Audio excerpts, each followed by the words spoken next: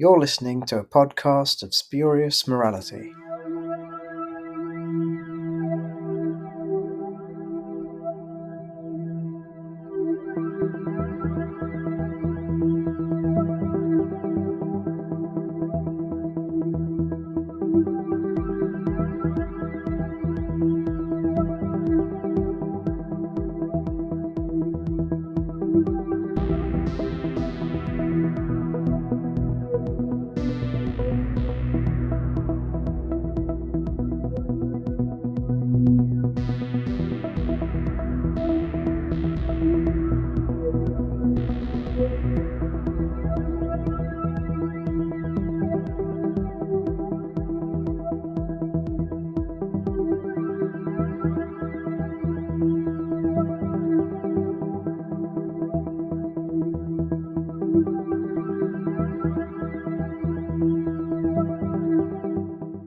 Hello and welcome to a podcast of Spurious Morality. I'm Johnstone, and with me again this week I have Mansoor. Hello. Hello. And we've done it. We've done the whole season. This is it. We're going to talk about the reality war, the season finale. So we have covered, for the first time, it's the first time Spodcast has done this, we have covered the entire series on a week-by-week basis as released.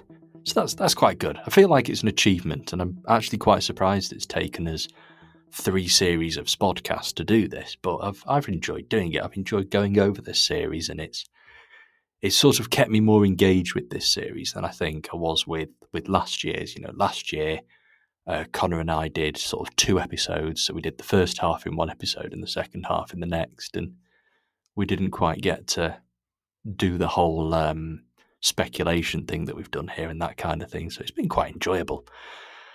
So we'll dive straight in. The reality war. A lot goes on in this, and the one thing I've seen a lot of people say is it's nothing like what they were expecting, and I think I'm on that list of people. I've spoken over the last few weeks about things we're expecting to happen, how's everything going to be squeezed into one episode, all of this kind of thing. And actually the reality war kind of got things over and done with as quickly as it could, and then just took a bit of time to breathe. It gave us a chance to say goodbye to Belinda and say goodbye to this doctor, because we got something that I've been saying I'd like to see ever since 2005, which is a more or less surprise regeneration. You know, it wasn't announced. We didn't know that somebody else was going to appear at the end of the episode as maybe the new Doctor. It just kind of happened, and I really did like that. I really, really like the way this was handled, because it's always a big sort of news story when we get a regeneration. You know, it's the actor announces they're leaving. We go through this whole process of who's going to be the next Doctor. There's all the random guesses from the bookies. All the same names get sort of thrown up and thrown about, and the bookies kind of settle on somebody a few days before, and they are inevitably right. And that seems to have happened, I think, ever since Matt Smith was announced. So it's quite nice to have that surprise here. So I'm kind of jumping towards the end of the episode because, you know, the big talking point is the fact it was a regeneration story. I get the impression that regeneration story is maybe not what it started life as. I think we know there were some reshoots. We know that maybe the ending to this episode wasn't the one as originally planned, and there do seem to be some things that have kind of just been left. Like, for example, Susan never made the appearance that we were all expecting and speculating about, and I even last week said I think we need to give a good chunk of the episode over to Susan returning, and it just didn't happen. And I hope that that is something that's picked up. I really do hope that, you know, moving forward we do get something with Susan, because it seems strange to have Caroline Ford in to do what she did in Interstellar Song Contest, and then she, you know, popped up a tiny little bit in Wish World, and then obviously the reality war had to go in a totally different direction, because at some point we've realised that we need a new Doctor, and we need it to be a regeneration story. Overall, considering how packed it was, I thought it was a pretty good episode. I think on the whole, it was a decent episode. I think there are things within that episode that I'm not too keen on, and the sort of rushed, strange last 15 minutes that sort of felt disconnected from everything else. And like I say, I suspect what the original plan felt a bit jarring, and it's a real shame to see Shooty go. He's been a fantastic Doctor. I could talk for hours about that, but ultimately, the episode as a whole, for the most part, did what I wanted it to. Could have done something more interesting with Omega, because Omega's a far more interesting character than the way he was portrayed in this, which was basically a big CGI claw and face. But I think that's kind of made up for by the fact that we've had some really good Rani stuff. Like I like both the incarnations of the Rani, and I liked them even more in this episode than I did in Wishworld. It was, good to see them have that confrontation with the Doctor, and we definitely got a good look into the Rani's character, and how she just sees the universe as one big experiment and morals don't matter and all that kind of thing.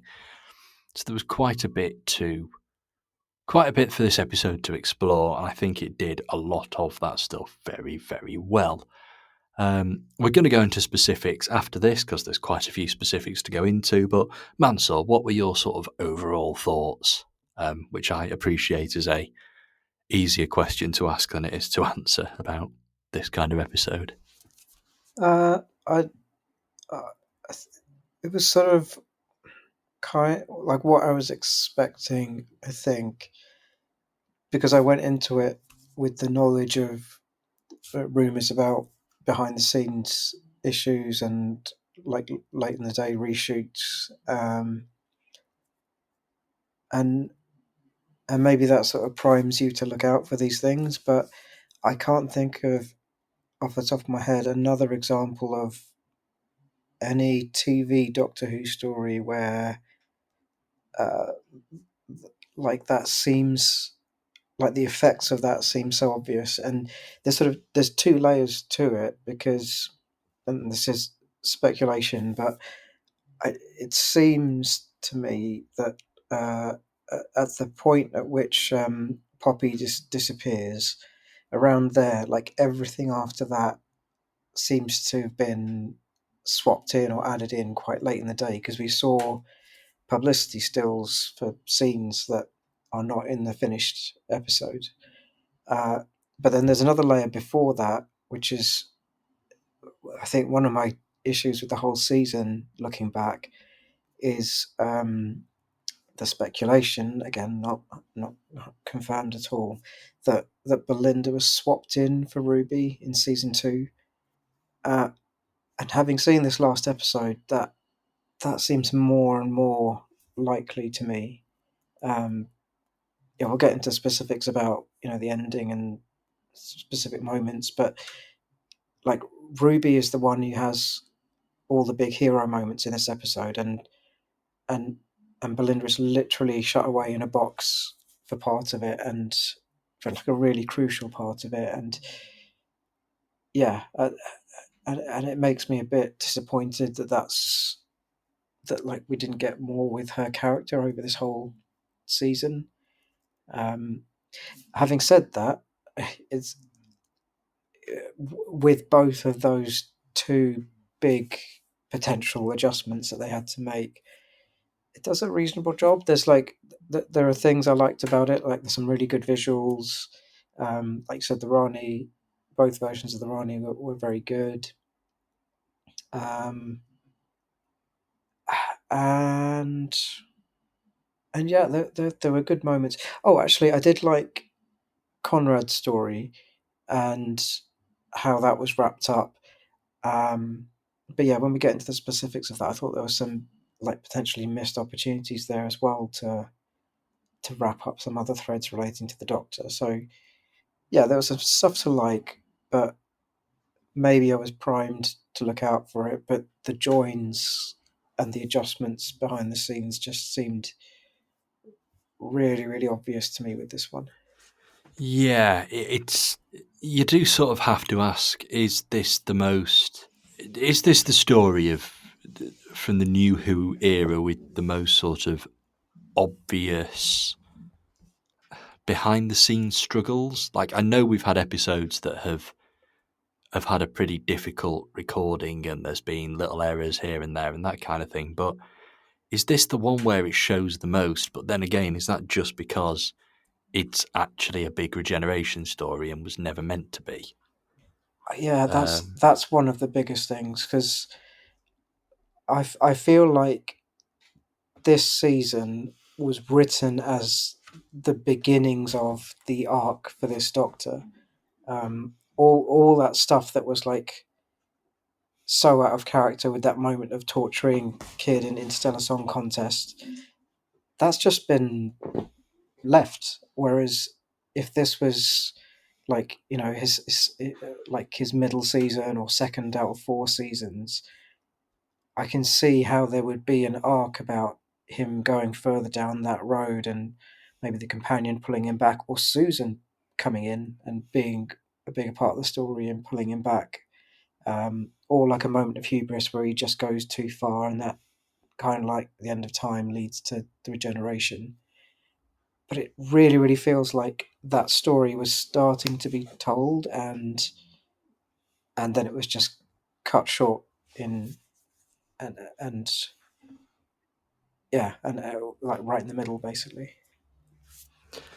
yeah, I mean, well, not every other Doctor we've had, but the majority of New Who Doctors have done 3 seasons. And actually, I don't think any of them have been properly set up for a 3 season arc. I don't think any of them, okay, Jodie Whittaker's arc sort of started to get going in her second season and never quite fully came to fruition because of COVID and Flux being cut down as a result and, Yeah, made under restrictions, all this kind of thing. But yeah, you're right. It feels as though we were starting to figure out what we were doing with this Doctor, where he was going to go, and I do think that one more season we'd have probably seen it through. We'd have got everything that yeah, could have been a we should. 3 year 3 year story. That's what it felt like to me. But like I think like looking back at the post 2005 Doctors, I think 9, 10, 12, and then also like the kind of Mayfly ones like the War Doctor and the 14th. I think all of those have got a coherent, compelling character arc. It's not that I don't like the other Doctors, but I think 11, definitely 13 with the sort of COVID disruption, and then now 15 with this behind the scenes pivot potentially. Um, I don't think they were as well served with kind of telling a coherent story over their eras, and that's not essential because like classic Doctors didn't always have that, or they had it in very subtle ways. Like Tom Baker just kind of changed like the sort of tone and performance. There wasn't any great sort of explicit arc or story going on across the whole thing. But I think the thing that makes it stick out with the 15th is that they were making steps, like quite deliberate steps, to start that story, and then it got stopped short. Which is definitely a shame. Yeah, Yeah, it's yeah. I can't help but think that this era is always going to feel a bit incomplete. As a result, like we've definitely got a Doctor gone too soon. Um, and funnily enough, it feels like we don't know him as well as we knew the Ninth Doctor when he left in Parting of the Ways. that's really interesting because, like we know now, quite Christopher Eccleston's talked about it quite openly that there was a lot of tension and issues behind the scenes with that season. Yet you watch that back, and it looks like it was always written to be this like really compelling 1 season arc for the Doctor. Yeah, Uh, yeah, so it's a shame that they like couldn't adjust and bring things together in the same way this time round. yeah, it's the Ninth Doctor's era was obviously cut off early, but they knew it was happening, and They had more the whole time, maybe. season kind of built towards it. Yeah, Whereas this really does feel like someone's gone, oh crap, we need to do a regeneration now, quick, tack it on the end, which is such a shame. I would love to know what happened originally, and we know it exists. You know, there must have been a more or less complete version of this episode, as it would have should have been before they had to turn it into a regeneration story. and it seems like very late in the day because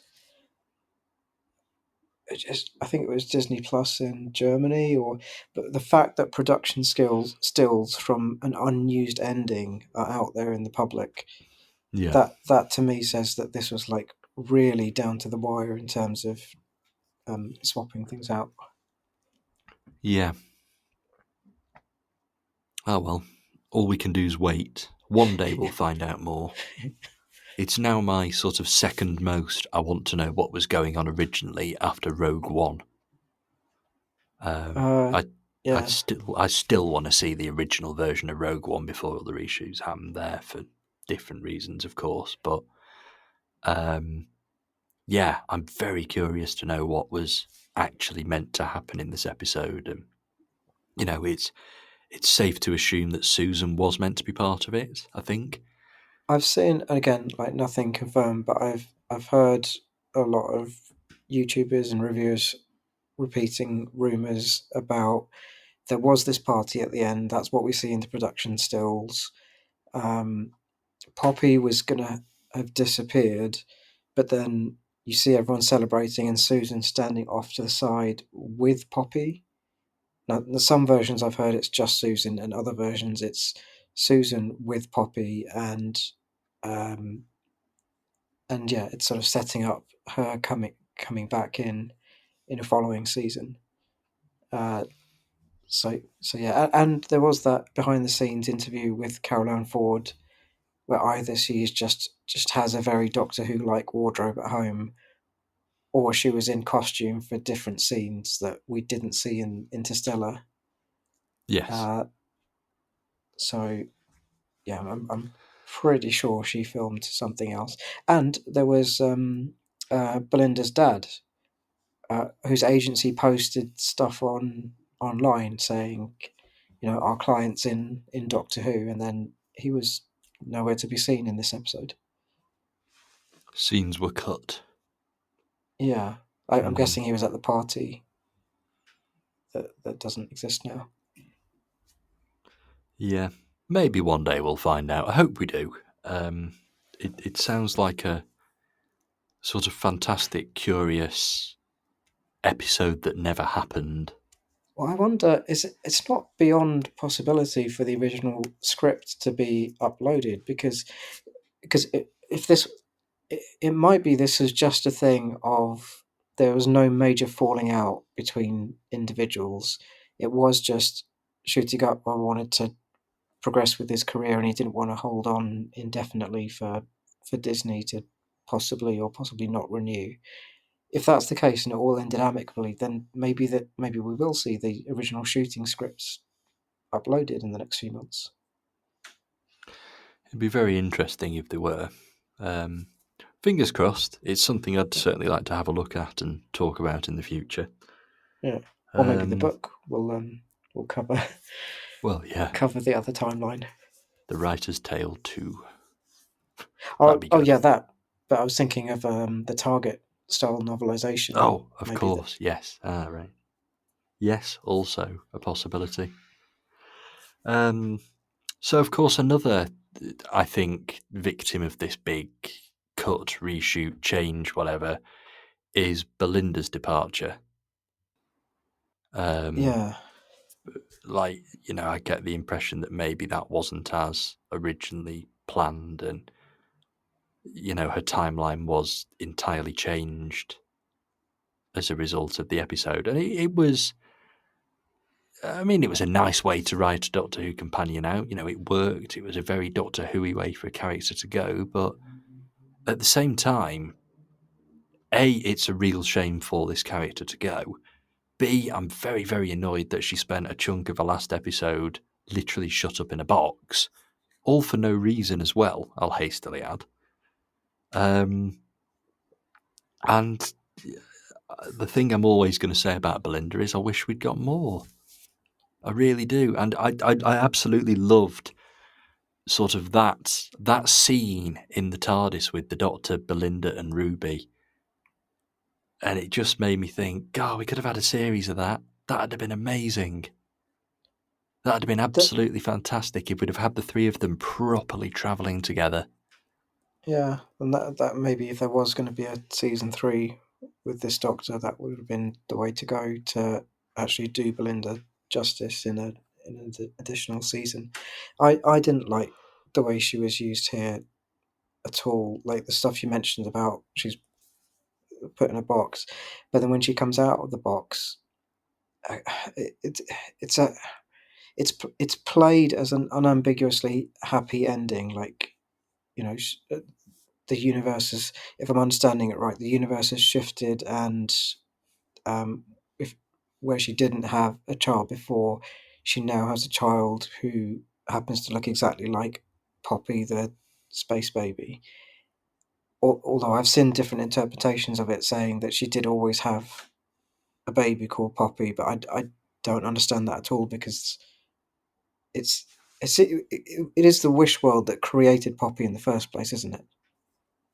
That's where she came from. The version of Poppy that we, well, there's two versions of Poppy we see, aren't there? Because, or three. There's the original Space Babies one.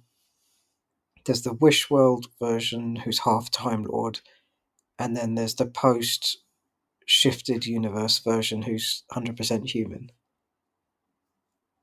And Yeah. as far as I can understand it, Belinda, when we saw her in the Robot Revolution, did not have a child in that version of the universe. So, No. so if that's the case, I just find it really. I just find it a bit weird that the Doctor's made that decision. Like, this whole era started with the 14th Doctor and Donna, and it wasn't the sole reason they got those two very popular um, actors back into Doctor Who, but one of the reasons for bringing Donna back as a character was to fix some of the issues with her exit, and the stuff about like her not choosing what the Doctor did to her, yeah, in the last moments of Journey's End. And it just seems really weird to me that you then end this new era with um, the Doctor choosing to change the companion's life and make her a mother when she didn't choose that. And I know it's complicated because Wishworld Belinda would have chosen that, but I don't. There's nothing to say that the original Robot Revolution version of Belinda would have chosen this life. Um, No.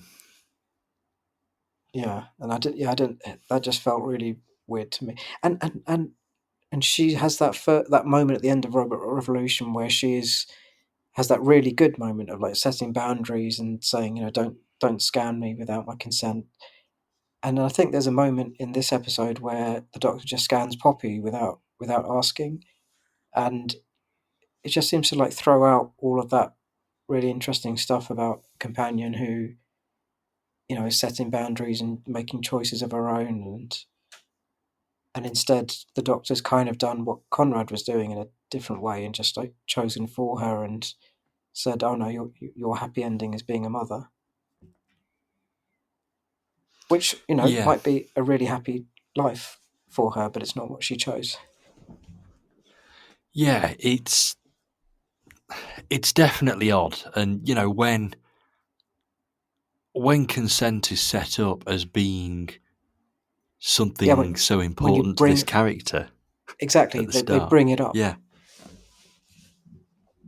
If you didn't bring It it just up, you could maybe fudge it, but it's Yeah, it's literally part of how this character is established. Yeah, Um, I yeah, I really do think we've just not got the character we should have had out of Belinda, and I think it's a shame that her exit did sort of get wrapped up in everything else that had to be done in this episode, because she started off so well. Like the first three episodes, she is such a fantastic character, a fantastic companion. And ever since then, we've had stories that she's barely in, that she's not an important part of, or as you have sort of speculated and kind of convinced me of, really, she was just a replacement last minute for Ruby.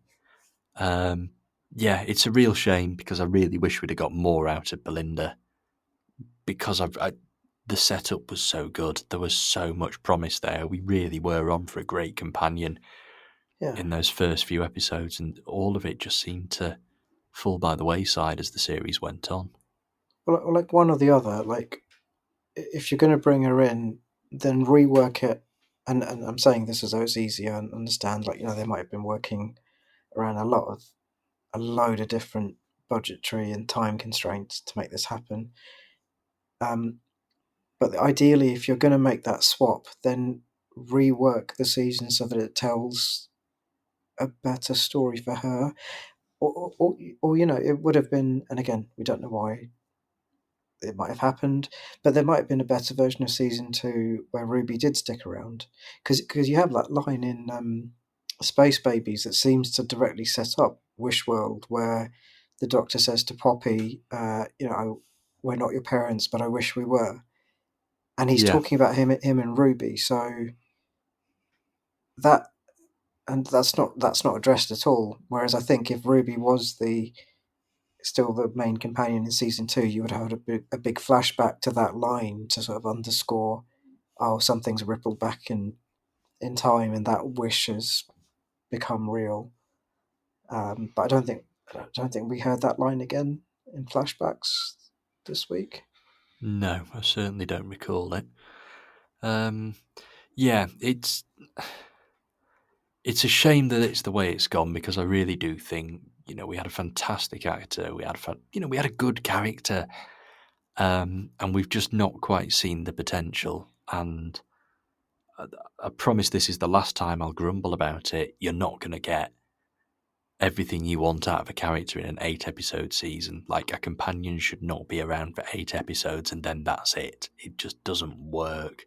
These are characters that we're supposed to travel with and learn about and become fond of, and then when you do get an exit, it becomes more meaningful. I, And it just doesn't feel like any of the impact there's supposed to have been with this episode was earned with Belinda. I've seen it said, and I agree that actually Ruby almost had more development this year than Belinda did. I think Belinda had, like you said, a great introduction and was really promising at the start in terms of just the performance and the character. But Ruby had Lucky Day, and then Ruby had the the really important big hero moments in this episode. Um, and like off the top of my head, I can't think of Belinda getting. We didn't have a Doctor Light where Belinda got to take centre stage like we did with 73 Yards and Lucky Day, so she didn't get that opportunity. Or did we? Did we have anything where the Doctor wasn't as present? Not really. 5 minutes of Interstellar Song Contest. So she didn't get the chance to kind of take centre stage in the way that Ruby has done in 2 episodes across the seasons. Um, and yeah, like we've already said, it's such a contrast with her just being literally locked away, and then Ruby is playing that really pivotal role of teleporting in and taking on Conrad. Um, Yeah. I certainly hope we do see more of Ruby, because otherwise she just got abandoned and forgotten. that was probably a factor of the Oh, reshoots yeah, because totally, yeah. But because it was almost like a bit back to front, because I thought season one was a bit overplayed in terms of how big a deal the departure was. It was almost like doomsday levels of trauma, but they weren't being ripped apart. It was, she's got a family that she wants to spend a bit of time with. Just take the TARDIS forward a few months. What's the problem? And and then this episode was the opposite of like, oh, okay, it's the end of the era, and there's not even a moment to say goodbye to Ruby. Um, with any luck, Ruby is now part of this sort of extended Unit, group of unit yeah. characters. Like, we can have her recurring in the same way we have Kate and Mel and all of the others, Shirley, and hopefully that's where it's going to go, because Oh, it yeah. if that's Ruby's final scene, it would be such a shame. It really would. We talked a lot about problems and issues, but like you mentioned, like seeing the three of them together in the TARDIS. I liked that scene for another reason, which was the folding of the jacket. I think that is one of the that's like one of the most kind of sort of emotional, like poetic moments that they've been in Doctor Who, and it was like, it's like I would have liked a more coherent story with Russell T Davies adding that sort of depth and emotion to things.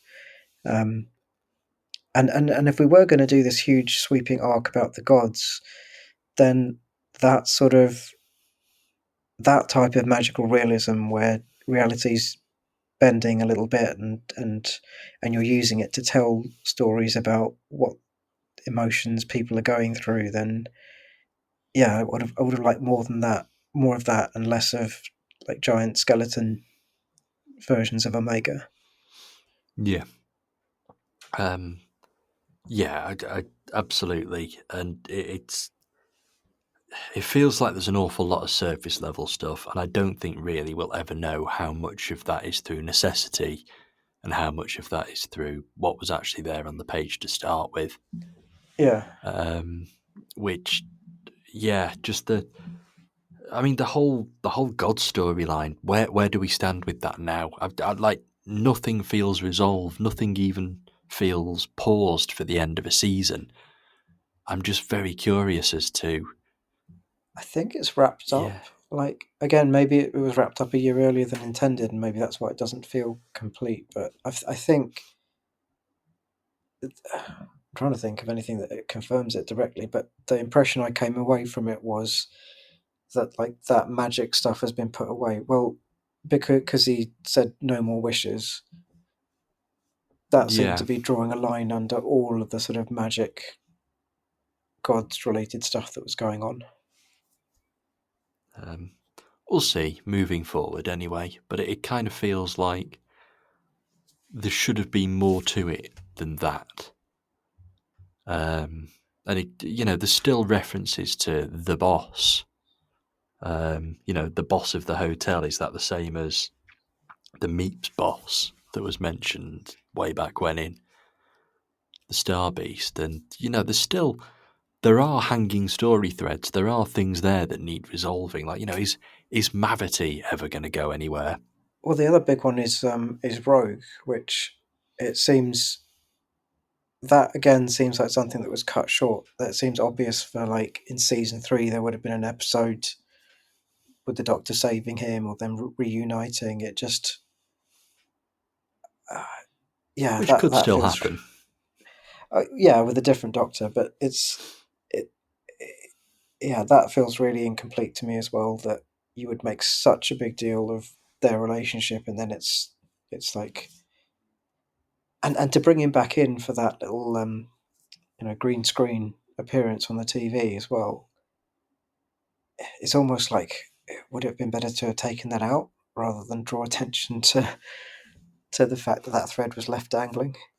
You could argue, would it have been better to take Susan out of Interstellar Song Contest as well? Yeah, or at least not bring her back for the little flashbacks in Wish World, and have replaced both Rogue and Susan in Wish World at least, so that you're not bringing them both up again.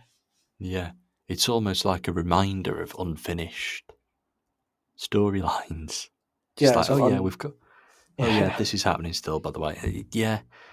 Um, I hope there is some clarity on the show's future, what's going on, what the deal with Billy Piper, and we haven't discussed Billy Piper yet. What's the deal there? Because everything that's happened so far seems to have gone out of its way to not confirm that Billy Piper is playing the Doctor. At the end, it was introducing Billy Piper, and the press release is all, it never mentions Billy Piper's the Doctor. It just says Billy Piper is back. And there's a line about, is it, one last trip in the TARDIS or something like that. So, again, this feels like it's setting something else up, but this is going to be solved fairly short term. I think we're getting a Christmas special maybe at some point with Billy Piper. I don't know. That's my ne- guess. next year though. Like, unless do you think they'll be able to film something for this year? Um, June, July, do so I about. think it's possible? Mm, Yes.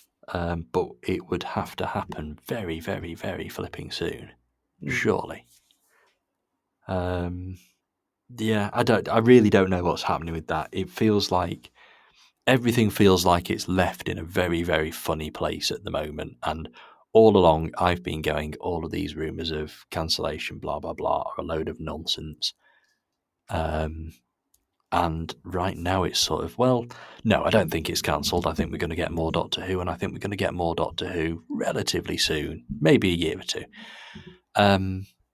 But we're in this just odd limbo where we've got a Doctor who no one actually wants to say is the Doctor. We've had a very, very strange, I don't want to say botched ending to Shooty's era, but certainly not a smooth ending.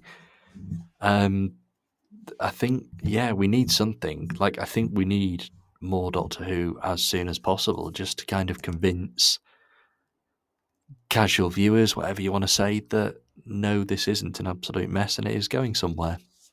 Or we need like new adventures to freshen freshen the franchise up and get it out of a rut by trying new and different things. But I think the problem is that that won't happen because we have Big Finish as like for the last 20 odd years, um, kind of being in the sort of forefront of extended universe stuff. So if it Yeah. does go off of TV, people are going to look to Big Finish first before a niche series of novels. And at the end of the day, Big Finish is really starting to fire up the idea of ongoing series again. We've not had much in the way of ongoing series from Big Finish, really, the monthly range ending and that kind of thing. But we're getting bi-monthly 13th Doctor and 9th Doctor series coming up. We're getting Jodie Whittaker at Big Finish at long last. It's not taken that long, but at long last. And we're getting the 9th Doctor and Rose together. Yeah, so she might be playing, or she might have stories of her playing Rose being released while she's filming stories as the Doctor. If that's what she is. Yeah, Yeah, it's very interesting. I wonder if like they've danced around naming her as the Doctor just as a kind of just like as a safety mechanism. Like maybe she's not contracted to do anything specific because they don't have anything confirmed. So is it as simple as that? It's just like dancing around it a little bit because she is not contracted to be the Doctor in any upcoming stories at the moment. Yeah, was it just a case of Billy, will you come and stand in front of a green screen for us? It'll make an amazing shot at the end of an episode. I think because of how late it was, it feels like it was pretty much that. It was Yeah, like who will be a familiar face, who isn't David Tennant again. Um, yeah, who will be able to come in and just do that I have moment. to admit, I, having heard rumours that there was going to be a regeneration, I'm still calling it a surprise regeneration. It wasn't officially announced in any way. But having Which is a heard the first. Yeah. rumours, expecting it, and all this kind of thing, I kind of hoped they'd go with Joe Martin. How good would that have been?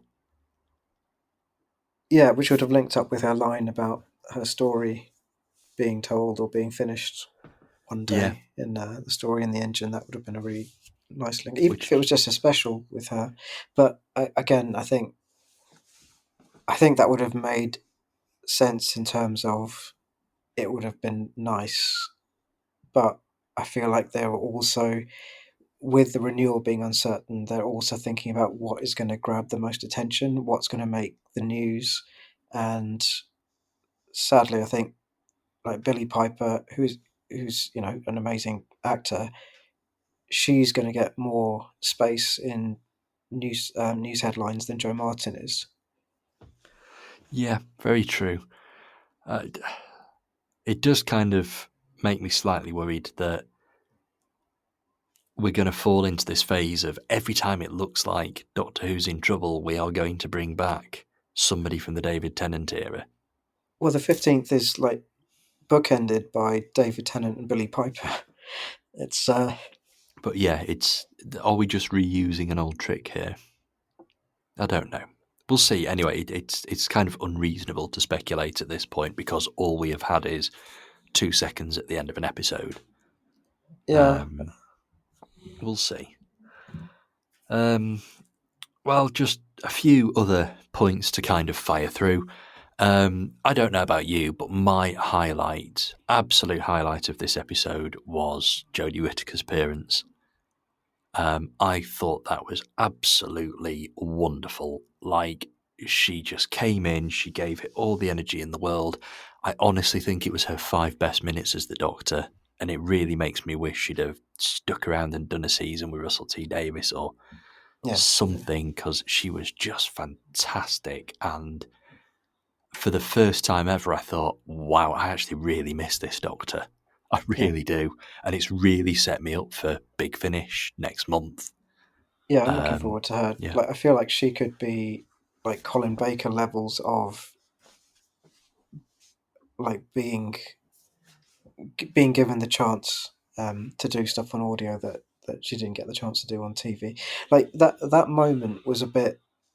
It's kind of like, if you're looking at it objectively, you could say it's a bit unnecessary, like to just throw that in. She could have been like a hologram, or it could have been just like some other thing that prompts him to take action. But I didn't mind it because of that, exactly what you said, of like how good it was to see her. And I think the attention to detail as well. Like, I think the music gets a bit more synthy as she comes in, so it's mimicking that Sega Nakanola style of music when she's walking down the platform. Um, yeah, and it was just great to see her, and she, yeah, you're right. It would have been amazing to have had like at least a few specials with her, because I don't think we ever have had that, have we? Because doctors tend to go with their showrunners. yeah. There's not been any overlap in post 2005. No, there hasn't at all.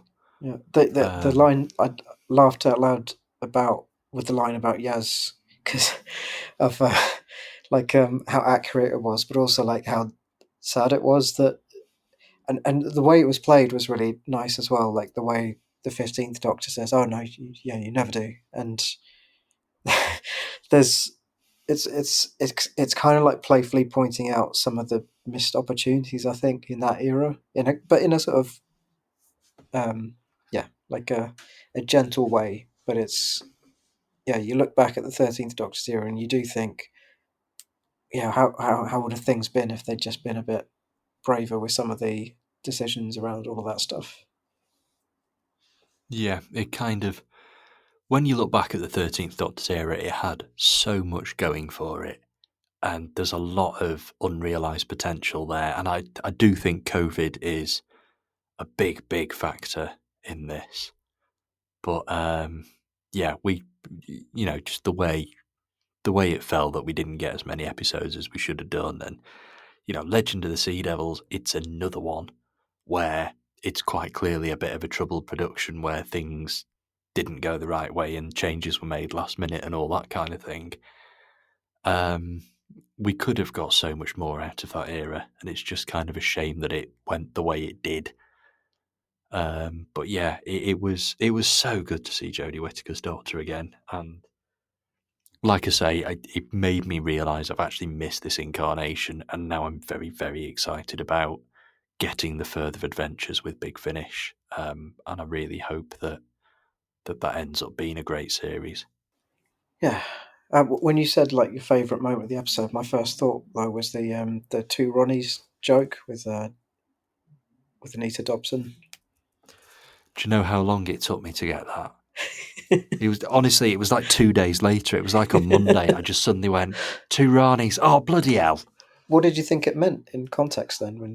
I When mean, I thought it was just quoting the two Ronnies. I totally got that it was Oh, I quoting see. two Ronnies, Right. but the whole two Ronnies thing that's what took me 2 days, and I genuinely just went, "Oh, for God's sake, should have got that straight away."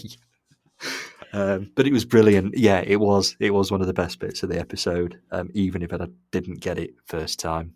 It sort of excuses Mrs. Flood shifting into that, you know, conspicuously subservient mode for the last couple of episodes. We I knew think, what she was doing. She was always going to be the one that survived.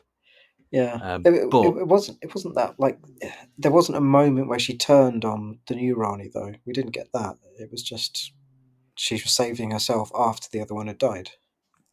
yeah, but she sort of very quickly grabbed the time ring and went, didn't she? Yeah, But maybe like I wonder if again just speculation, but like I wonder if there could have been an opportunity to where she made a choice where the new Rani was being pulled away or was in danger, and she has a choice of to go for the time ring or to save her. yeah, again, I wonder if more was meant to be made of that bit with Omega, and it ended up getting cut because we had to deal with other things later on. Because it all seemed Yeah, to happen very quickly and sort of was very functional from a plot point of view. yeah. We haven't talked Um, about Omega much, but like I think, yeah, it felt like a rerun of Sutek. Of you take that classic character but turn them into like something where you're just using your CGI budget, which is kind of visually impressive and it's a scary moment, but it didn't. Yeah, I feel like at that point, why not just create a new monster or threat from the Underverse? Like maybe you're expecting Omega, and then this different thing emerges. And it's kind of doubly weird because they've done the Rani in quite an authentic, classic way that's echoing Kate O'Mara, and yeah, then they've done this like yeah, like odd take on Omega.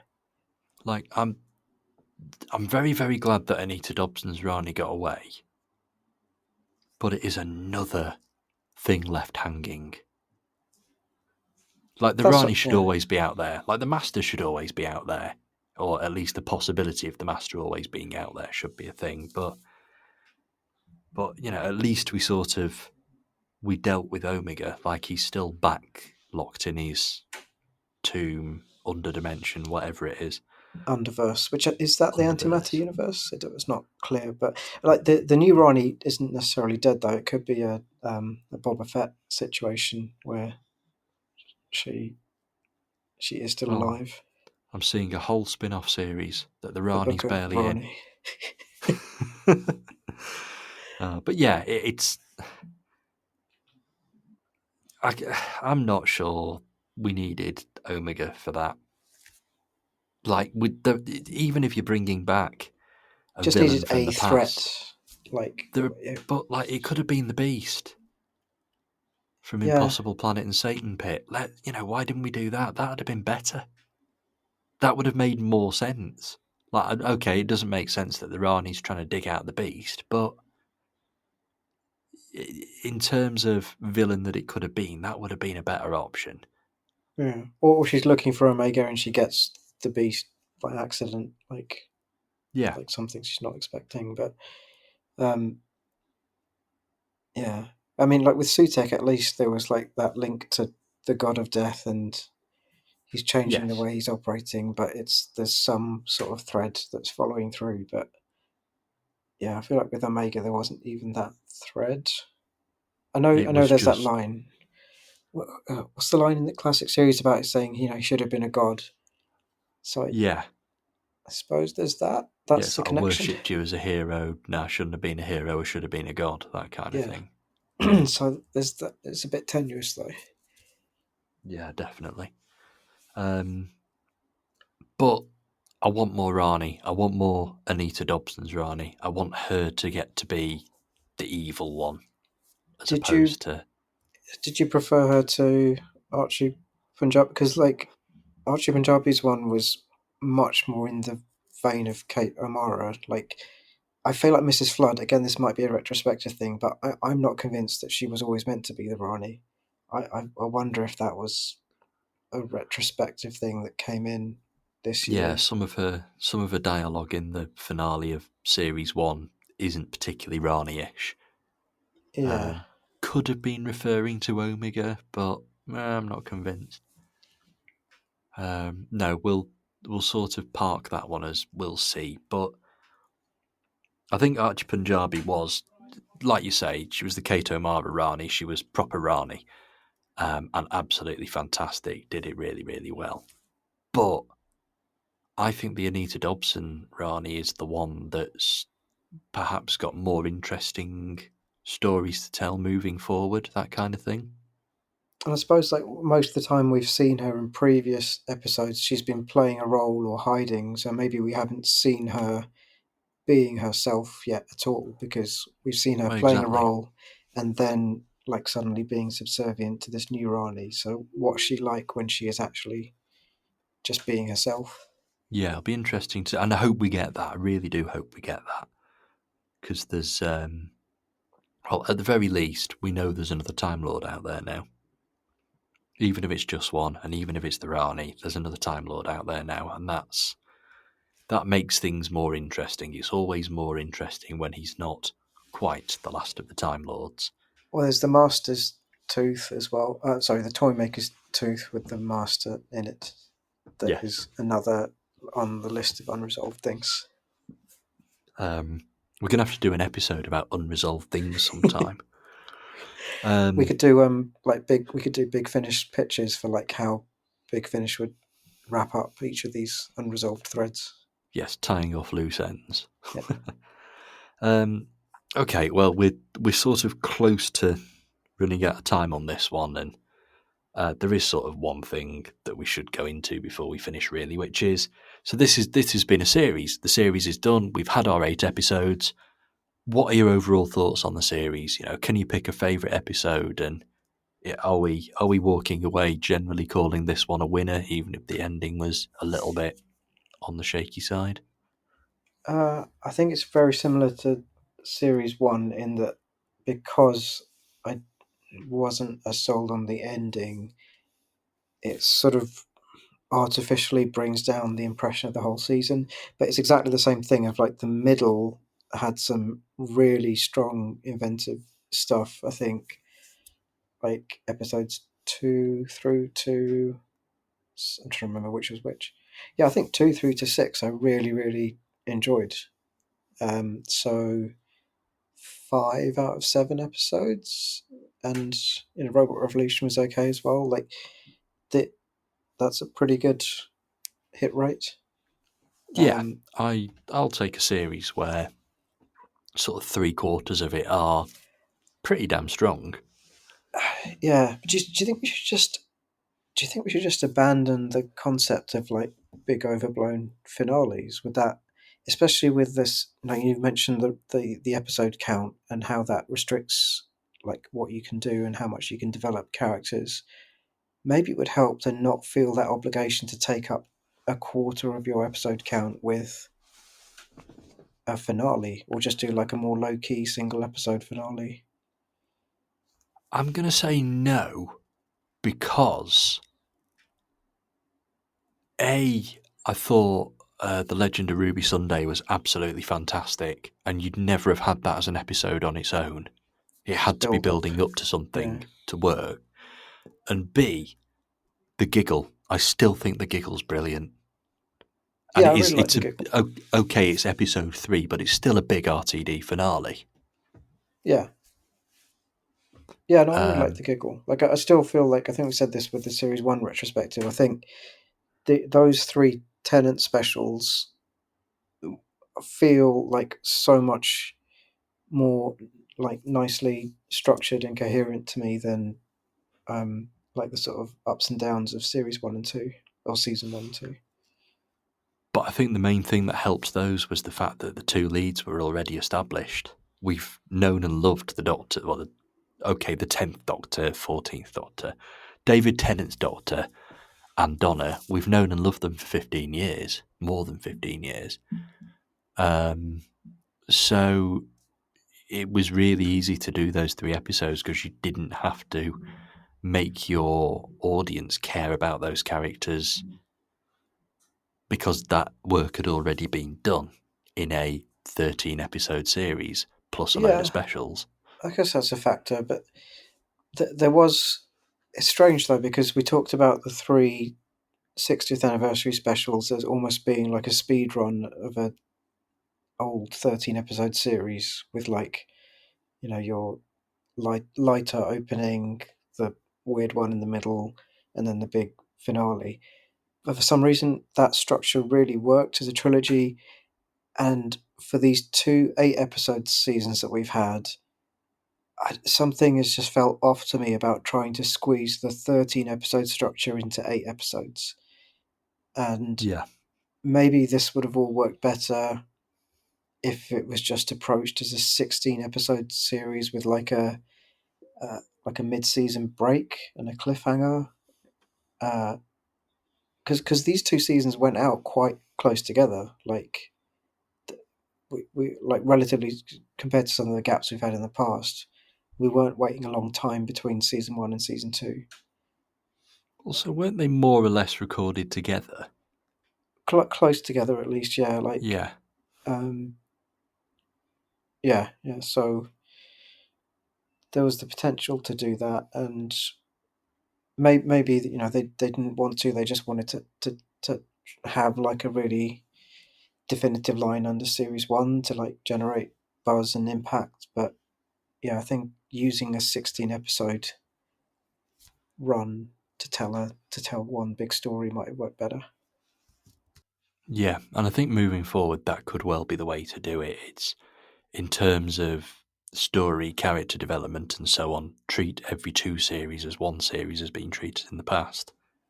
Or Flux as well. Like, I think Flux had issues with how it ended, but as a structure for Doctor Who, I think it worked really well.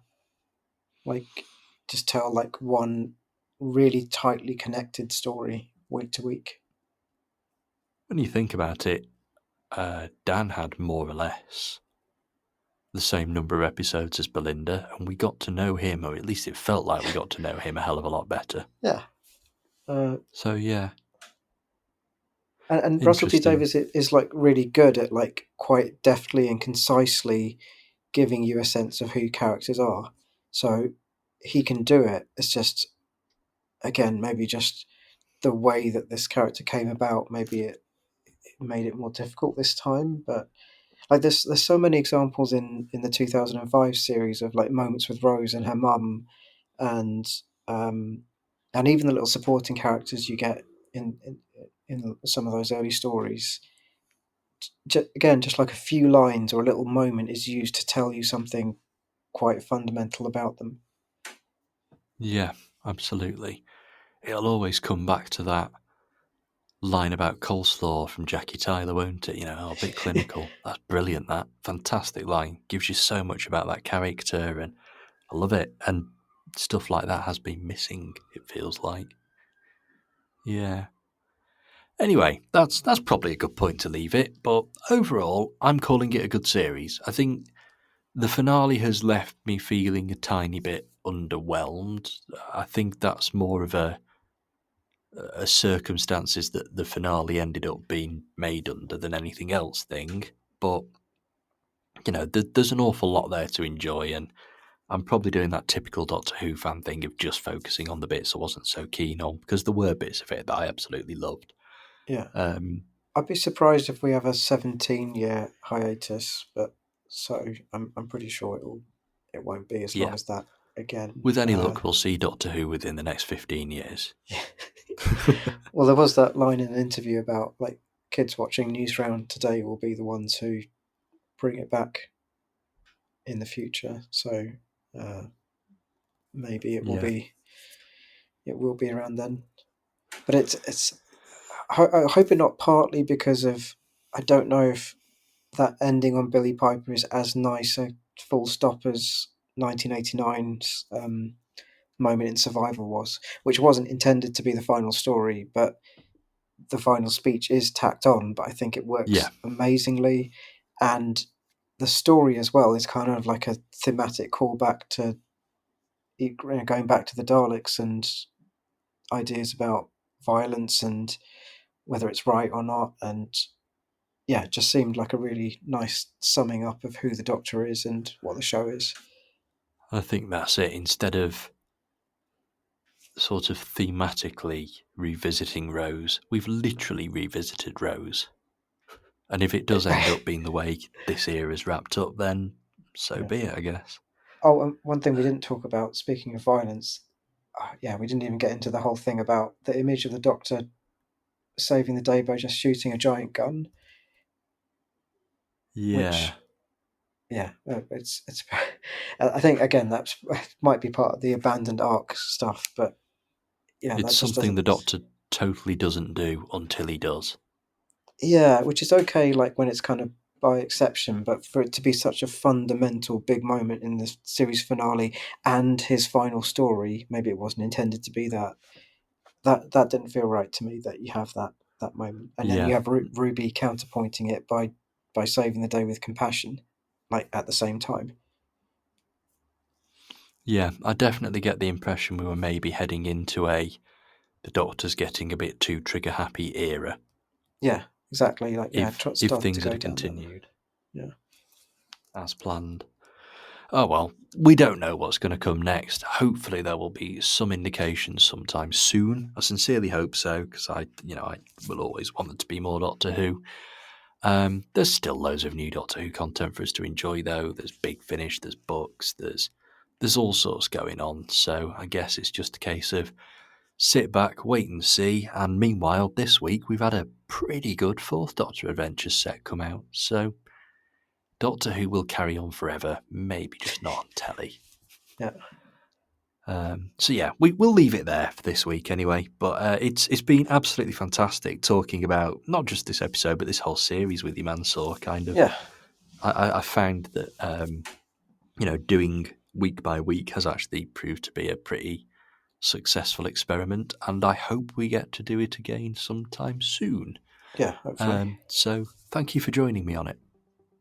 yeah. No worries. We'll be back for more spodcasting next week. Goodbye now.